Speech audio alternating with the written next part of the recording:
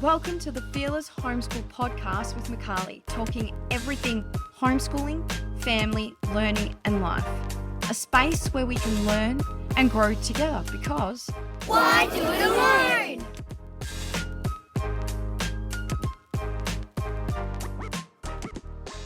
Welcome back to part 2 of my conversation with Amanda Bartel. In case you missed things, we kicked it off by talking about how co-ops played a big role in Amanda's homeschooling journey. And as we learned, these successful co-ops don't just happen, they take a lot of hands working together. Today, we are diving into the different types of co-ops Amanda and her family were involved in. Super structured, more relaxed, creative park days, they've done them all. Let's keep that conversation rolling. And I think us doing the family learning, because we've only started it this year, and for us it was, my daughter's 11, she's moving into that. I want to be with people learning academically. The group we have are all at very, very different levels, even if they're at a similar age. And we're doing obviously families, so we have that mixed age group. But it was, we just want to hang out with people and learn some stuff. So we've picked stuff that, you know, history, geography, all those type of things that we can kind of get away with having a higher understanding, a lower understanding. We're not doing a maths. We're not doing English. That's not what our co-ops are about. And I don't know if that was the same for you. Our that is still something we do at home in terms of literacy and numeracy skills. But what we did find, and where I feel like we're even finding with our sort of fluid catch-ups, we have another catch-up day where the kids just play, connect, you know, was that our teens, our older kids, were actually starting to look for purpose and direction. Yeah. That just catch-up time wasn't doing it for them. And obviously our bigger group is similar to what you're saying, similar baby all the way to 13. And we were finding as the 13-year-olds, well, they don't want to come to just a play if there's no purpose or connection or something that really actually ticks a box for them. And my daughter being 11, I didn't want her to get to 13 and not want to connect and not want to do those things. So that's where it's coming from. Is that the same? Did you find that with your kids as they got to teens? Yeah, and that's why when we did the park co-op, that's why we started with activities, because it's like I could say, all right, I'll see you Friday at the park, and it would be free and it would be fun and the kids would show up, but none of the teens would keep coming. So instead I said, okay, it's not going to be free. There's going to be a charge for the art resources, but don't worry, the art's going to be awesome. So we did some amazing art activities. We did paint pouring with them, and we painted shoes for everyone, and we did tie-dye. And yeah, there was a little bit of expense involved in getting there, but it always covered its costs. We never had any issues with that. There was always an activity there that the teens would be like, oh yeah, I want to do that.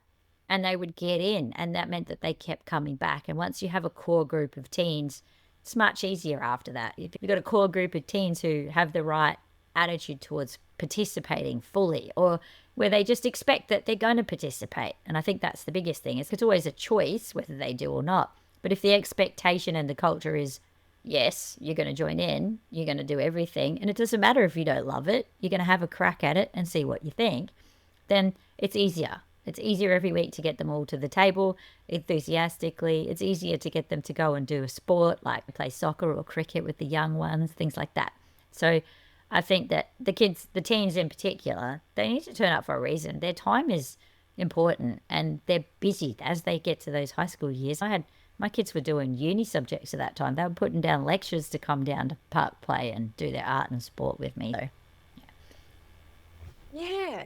And I also think that explanation as well, even just with our community, that's just both communities, is that, wait a second, my daughter sometimes will say, and everyone, but my daughter will say, I don't particularly want to go to this place because our play one, we don't stay at the same spot. So in summer, we're South Coast, so we go to the beach a lot. In winter, we'll go around to parks and do all those type of things. And she'll say, oh, I'm not interested. And I'm like, well, kind of in a way bad luck, because, you know, your mates came to, I know, and that may sound harsh to people, but your mates came to this place because she loves the beach 4 weeks on end during summer, where it wasn't particularly where they wanted to be, just to hang out with you and participate.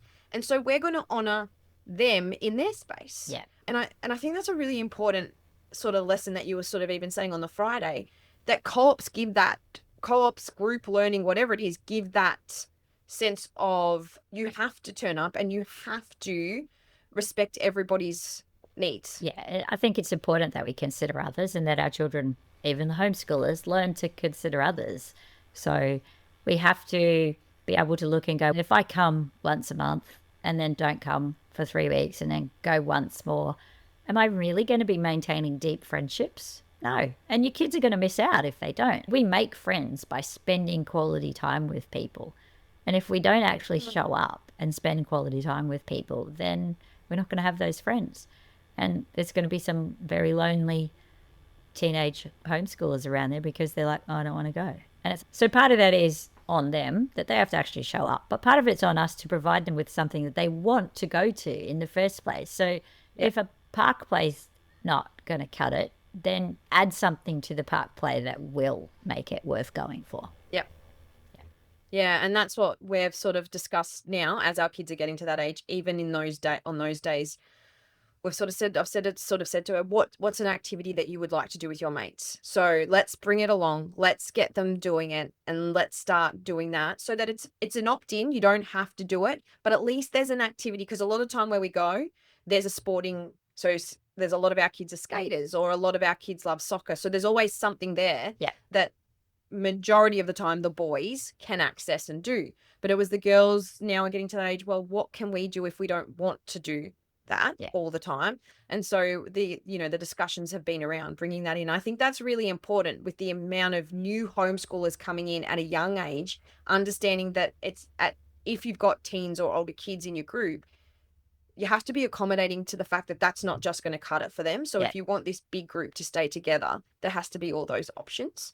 All of the co-ops as well that I attended, or any of the ones that I went to that were successful, they all catered to the teens first. So if you prioritize making sure your teens are happy, then everyone's going to be happy. I don't know why, but that's just the way it works. They all did. The ones that were very successful made sure the teens were getting what they needed, because they're the hardest. So just deal with them first, and then it's easy. It's easy to keep the 6-year-olds happy. They don't need much. Bring your puppy. Absolutely. And they're happy. How long do you suggest, if you're going into a new co-op or if you're going into established, obviously, how long do you suggest teething or trialing co-ops for before you make a decision on them? Yeah, sometimes you don't get a choice. So some co-ops say you get one trial day and then we have to decide whether you're in for the term or you're out for the term. So keep that in mind. But I actually think that if you're joining a co-op, one day is not going to be enough, because we've been to some co-ops and we've gotten out of the car and the first 4 people who run up and say hello are the very excited neurodiverse kids, which freaks out some kids, right? And they just go, oh, I'm not getting out of the car. And that's not something that happens every time. They're just really enthusiastic because they want to say hello and get to know you. Yeah. And if you've got a teenager who's struggling already to feel like they want to get out of the car and go and join in, and it's intimidating, then that can be really difficult. Or even in the reverse, if someone comes to the car and you've got a really shy kid and that kid doesn't want to get out because anyone came at all, then that can be difficult for them. So I think one day is never quite going to be enough for you to know you're not going to make a best friend on the first day at co-op. It's unrealistic to expect that you will. And same with us mums, like going to new co-ops can be pretty awkward for parents. I'm fairly outgoing. It hasn't been a huge concern of mine, but I definitely know that is the case for many parents. And so we can't go to a co-op and judge everyone on one day. It's not a fair assessment of what happens there. So I'd say you've got to go at least 3 times, more likely 6, and then the kids will start to go, oh, this person's a keeper, they're staying. The other thing is co-ops that have high turnover, people come, people go, people come, people go, especially the park play type ones. The kids aren't putting the effort into the new kids because they don't know if they're going to be there next week, and they get a bit blasé and they're like, oh, if they keep coming, then they might invite you to play, but they're not going to stand next to you the whole time and make sure that you're having fun and joining in. So But after you've been there a few weeks, those kids are like, oh, so-and-so will play, come on. And then you're just part of the circle. So you need a few weeks to get to that point where they're willing and committed to keep putting the effort in to make sure that you are a stayer. So, yeah. Mm-hmm. Pros and cons. So I know at some point you were doing 4 co-ops. So obviously there's a lot of pros, but pros and cons of this type of setup of learning. So the pros are that if you pick the right ones, your kids' social needs are met and so are their academic needs. So it just takes a whole load off you as a homeschooling parent. You can definitely outsource certain subjects that you're not particularly good at teaching, and you can just go, oh, I never have to teach history. I don't like history. I'm just going to make sure they go to a co-op that covers history, and then you don't ever have to teach it. So I think those are the main pros, is that it can tick a lot of boxes that you just can't do at home by yourself. And there's a definite social aspect of co-ops that's important. Another pro people don't think about is mummy friends, because we're homeschool mums. We're often home a lot, and we don't necessarily get to talk to adults a lot. If you go to a co-op and you're stuck there all day, you're going to make some mummy friends or some daddy friends, whatever. So there's that. So that's a nice bonus too. I've met some really lovely people. Homeschoolers in general are lovely people. So I think that's part of it. I'd say the cons are there's usually a cost. So you have to be able to afford it. So I think that's important to start with. When I had 3 kids attending all day co-ops and multiples, it's very expensive. But when I was teaching, that made it cheaper. What's the ballpark, if you don't mind me asking? What is the ballpark for some of these? They definitely vary. I would say the numbers are $10 through till, I'd say 60 or 70 is at the higher end for a full day kind of thing. Yep. Or for, a half day thing. So most of ours worked out to be $30 to $35 for the extended, whether it was an extended day or a 4-hour slot. Most of ours were about that. Yep.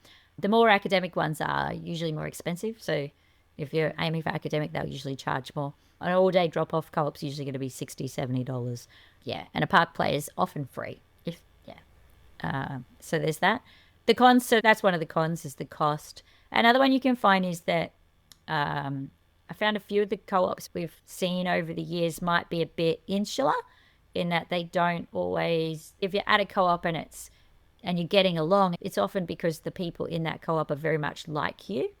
So you have the same culture, you have the same values, it might be a religious co-op, things like that. But what I also find is that the con side of that is that your kids aren't being exposed to the other side of the coin or a lot of diversity. I don't see a lot of diversity in Australian homeschool co-ops on the whole. So I think it's important to just keep that in mind. If you're running a co-op and you're cherry picking who you want in it, that is one of the cons of continually cherry picking who you want in it. And sometimes to be successful, you need to do that. So I'm not saying that's out of the question. I'm just saying that it's something you have to be aware of.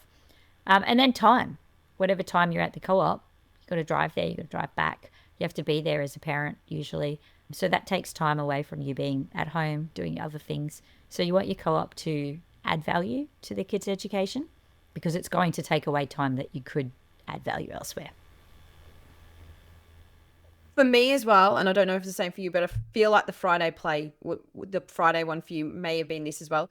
It makes me accountable to actually hit the subjects that where we were talking about. Like there would be weeks where we would go, yes, let's do this. But now that there's another 5 families, if I'm saying I'm doing this, I've got to do it. You got to do it. Yeah, you are. Yeah. It definitely made me more accountable to hitting subjects. Like my kids did so much art.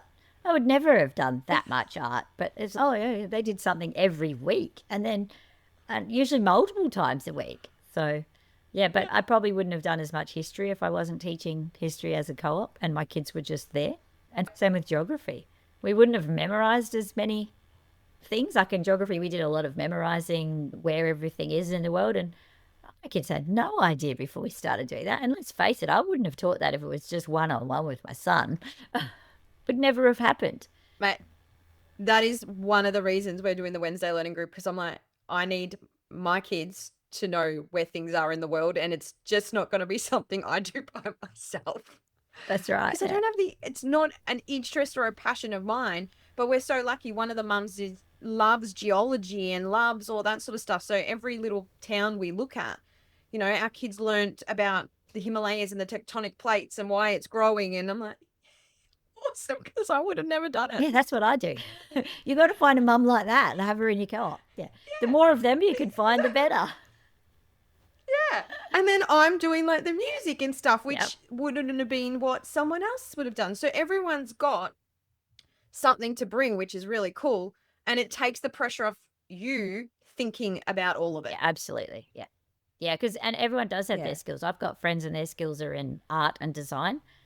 And they taught my kids things that I wouldn't have even I wouldn't have even had on the radar to put in their curriculum. And they've gone and done this whole term on whatever, movie making or stop motion or design or self-portraits and I'm like, we would never have done that. And I love that my kids did that. We did a term of legal studies, which one of the other parents taught because that was their specialty. And my kids still talk about how amazing that term was. They went to a court case in the city and listened into that, and they did a mock trial. And I'm like, I would never have done that at home. And did you find then as well that it allowed, because one, I don't know if it's everyone's concern, but one concern that was for me, and I don't have teens yet, but it allowed external mentorship to occur quite easily. Like you're talking about legal studies. There's another parent I'm connected with now that I have is a mentor in that area. If it was something I really wanted to pursue, did it allow those type of relationships to occur? Yeah, definitely. Yeah. My children always had another adult they could go to, and their children regularly came to me for a heads up. I was like, just go and ask Miss Amanda what she thinks.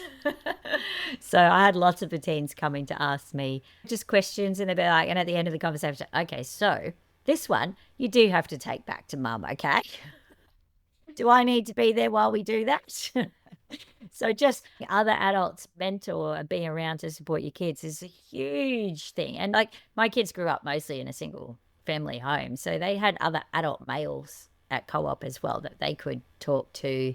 My kids all learned how to change a tire from someone else. I can change a tire. I could have taught them that, but of course, who wants to learn that from mum, right? So there was other men who taught them those kinds of things. Yeah, so having those mentors is really valuable. There is a flip side to that though as well, and I think it's important that that you need to be aware Go for it. if you're particularly protective of your children, having those other adults means that your children could be exposed to things that you're not used to or weren't ready for. So when I started in the bigger co-op, there was just a day where there was no teacher, and I said, I'll teach them. I'll give them a careers guidance class. And the parents heard it and they were like really excited about the idea of doing this careers guidance class. But of course, halfway through that class, I realized that most of the girls in that class had never considered they were going to have a career because they were all planning to grow up, have babies and homeschool their own kids. So I blew their minds, mums, the kids, like everyone who was in that room was just like, oh. And I said, you can grow up and you're going to have kids. Okay, how old are you going to be when you have your kids? And they're all like 25, 26. That's what they're saying. And I said, so what are you going to do between 18 and 26? That's a lot of years. You could be working a career that you love. And I said, and then when your kids leave home, you're going to be what? We're 26 plus 18. And we did the maths. And I said, so what you're saying is you got another 30 years at the end there that you could also be doing something that you love. And some of the mums hadn't thought of it, and then some of the kids hadn't thought of it. And it does open up a can of worms because those kids were then looking in a direction that their parents may not have been ready for them to be looking. They were all asking if they could go get a part-time job. They were all looking at uni degrees they could study. They were all asking if they could sign up for TAFE. And like I would sit there and plot out their potential pathways because it's something I'm pretty good at. And so I was like, oh, you want to do this job? Okay, you can do this and blah, blah, blah. And yeah, ironically, that class astounds me because most of the kids are doing what they wrote in that class. It was maybe 8 years ago we did that class, and all the ones I remember who were really passionate about what they wrote down that day, they're all doing exactly that for their career. So yeah, but that kind of thing can happen, and it might be exposure to a different religious concept that you're not ready for. It might be exposure to something a bit more left field. They might end up in a meditation class that you weren't ready for them to be in. They might end up, we did a reproduction course. I had all the boys in my co-op make female uteruses out of Play-Doh. So the parents did get a heads up that they were going to be doing the female reproductive system, and we were going to discuss how a woman gets pregnant, but I wasn't going to discuss the bit before that. And I said, so be prepared for the questions when they get home. I'm just going to open the can of worms and I'll leave it with you. So I did often have to type in and go, just so you know, the teens have been talking today and this is the topics that we touched on. Maybe you want to reiterate your family's values over the dinner table tonight. So I always gave my parents in my class a heads up, because the teens in my class were super comfortable and they'd pretty much talk about whatever. And I would have to guide it away every now and then. But if the question was something that was valid or whatever, I raised a bunch of feminists. So that came up. Even there, right? Yeah. So even there, right? It's not even just the mentors, but it's the kids that they're around. And like you said, there can be this insular experience. But if it is quite diverse, it's that understanding of unpacking afterwards. Kind of like if your kids ever went to school, you had to unpack some stuff at the end of the day. Yeah. And a lot of people are homeschooling to shelter their kids from that. So if you're going to join a co-op, you need to be aware that at some point you're going to have to unpack something. But all our co-ops were very careful with any kid under 13. So we would close those conversations down until the kids were teenagers. So if something popped up, it's, do you know what? You need to discuss this with your family. At least until you're 13, your family gets all the say in filling your mind with the values that they want you to grow up with. And then once they were teens, we were of the opinion in most of the co-ops that I was in that the teens could handle having some open conversations, because those ground cultural norms should already be fairly solid. And if you hide everything after that, they just rebel later. Yeah. And I mean, we have very specific values that we stick to, and we are teaching our kids those type of things. And we have restrictions around content, around social media, well, they're too young for it, but around technology, all of that sort of stuff. But I also want my kids not to always be, for want of a better word, with like-minded people, because they have to understand how the world works and they have to be able to sit in their values and then be challenged and think about it and then make some decisions. Absolutely, right? Yeah, I fully agree. Yeah. No, I hadn't thought about that part of it until you said it, because I'm just excited. Obviously, you know, nobody ever wants mum to teach them everything. So for me, being part of these groups where other people have a voice and it's not this mundane drum that they just stop listening to is a huge part of why I'm drawn to, you know, creating some group learning opportunities for my kid. But that is a really interesting flip side, actually. Yeah, once you have other teachers, there's other ideas. Yeah.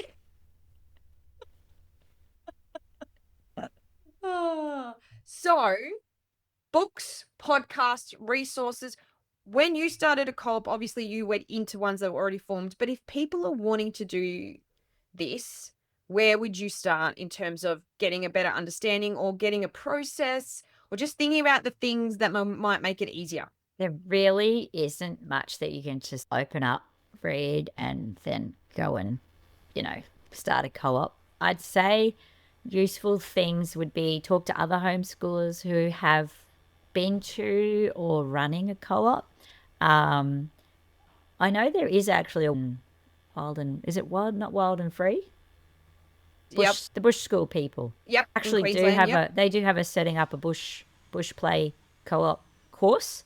So if you really were struggling and you needed hand holding, I know they have a course that you can do, and it covers everything from how to get your clients to how to cover insurance and all those, you know, questions that probably the rest of us just stumble over and ignore or figure out when we need it later.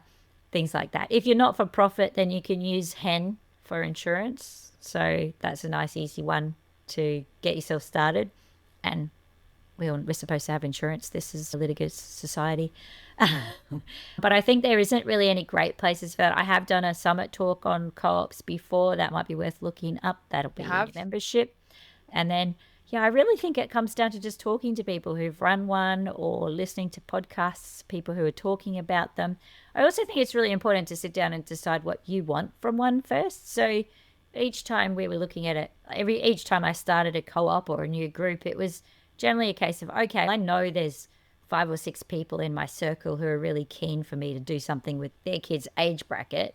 How can I make that worthwhile for either me financially or for my kids educationally?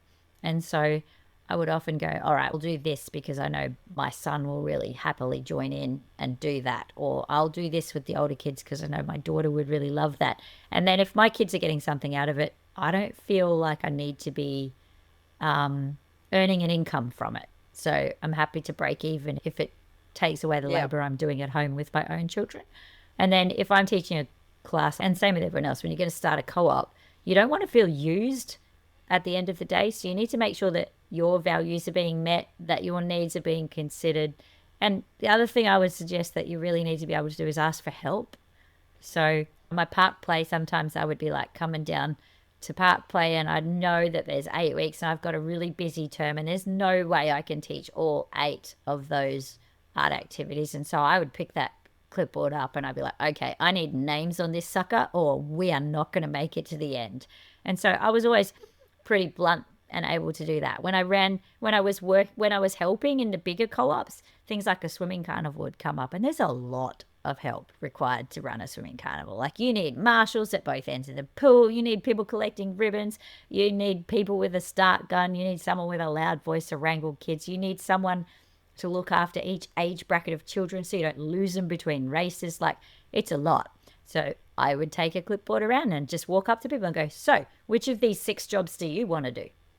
It wasn't a, do you want to help? It's, we're having a swimming carnival. We need help. Which of these can you manage? And someone be like, I've got a toddler. Which one can I do with a toddler? And I'd look at it and go, you can butter the bread the night before. Like, you just give them a job that they can do. I'd be like, you know what? Your toddler can do this job with you next to them. Do that. I said, wait, isn't your hubby coming? Let's put him down. You don't have to worry about it. You've got the toddler. Let's put your hubby down on the barbecue. He'll love that, won't he? So you just have to be willing to step up and ask so that you get all those positions filled. But I don't think there's any one resource that you can turn to get all the answers for this. So maybe I should write it sometime.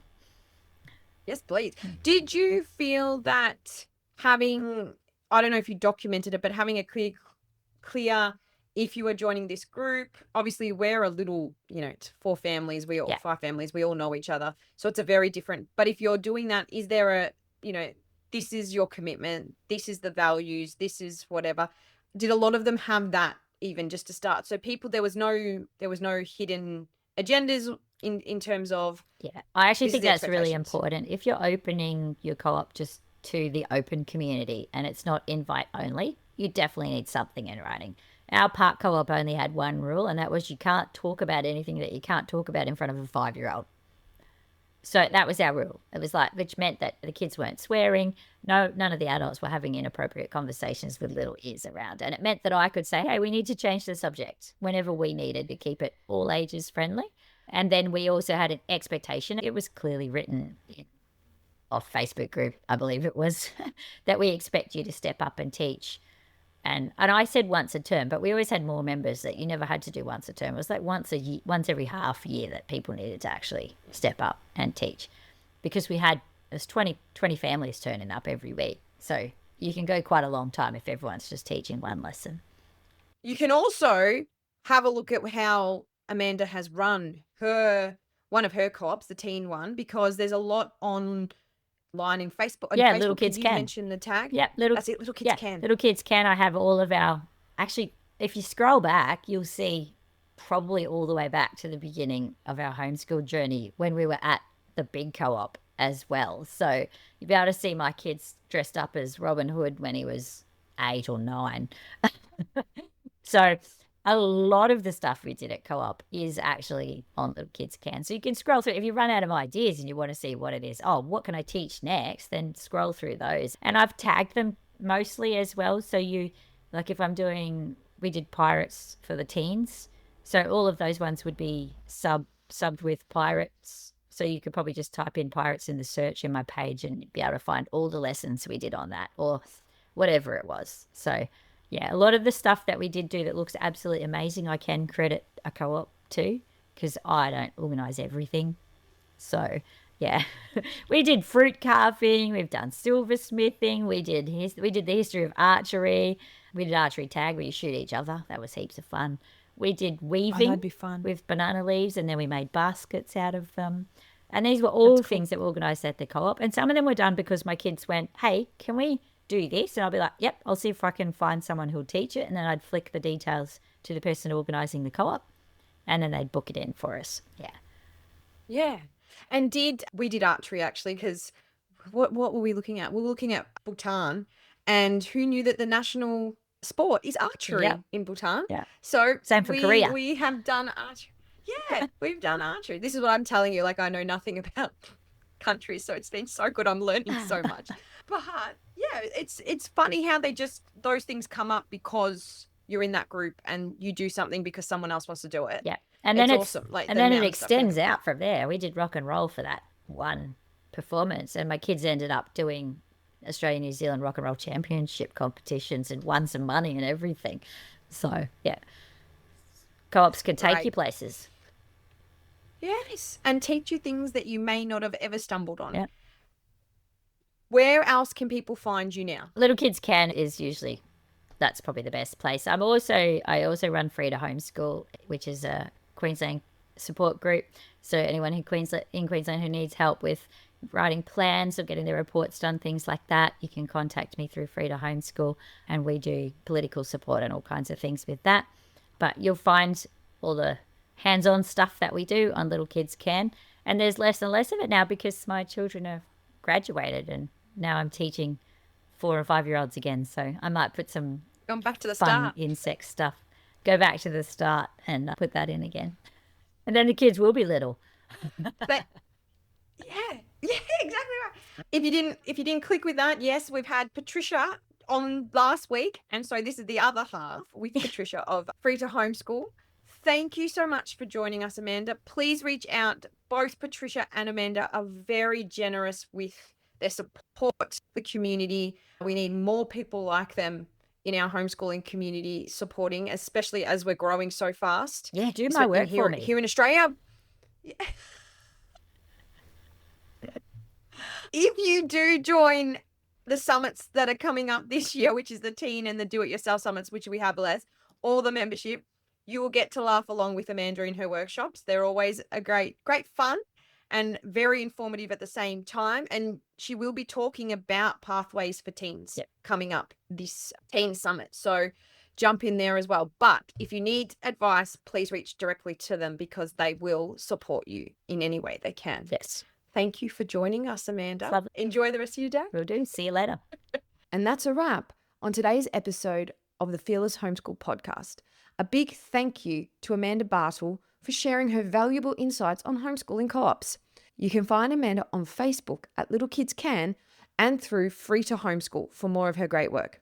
If you're looking to dive deeper into your homeschooling journey, be sure to check out Amanda's workshops in the Fearless membership. These include chats on pathways to university, homeschool graduates, and my personal favorite, developing an engaging education. Each workshop offers practical tools and strategies to help you build a richer and more engaging learning experience. And remember to follow the Fearless family by signing up to our Fearless Family Fables, your go-to up-to-date tips and stories straight from the heart of a homeschooling family. Thanks for listening, and until next time, happy homeschooling. Thanks for joining us on the Fearless Homeschool Podcast. If you'd like to stay connected in between episodes, check us out on socials at Fearless Homeschool. And if you'd like to hear more about our Fearless Homeschool journey, sign up to our Fearless Family Fables newsletter. But don't forget to subscribe so that you're the first to know when a new episode drops. Because why do it alone?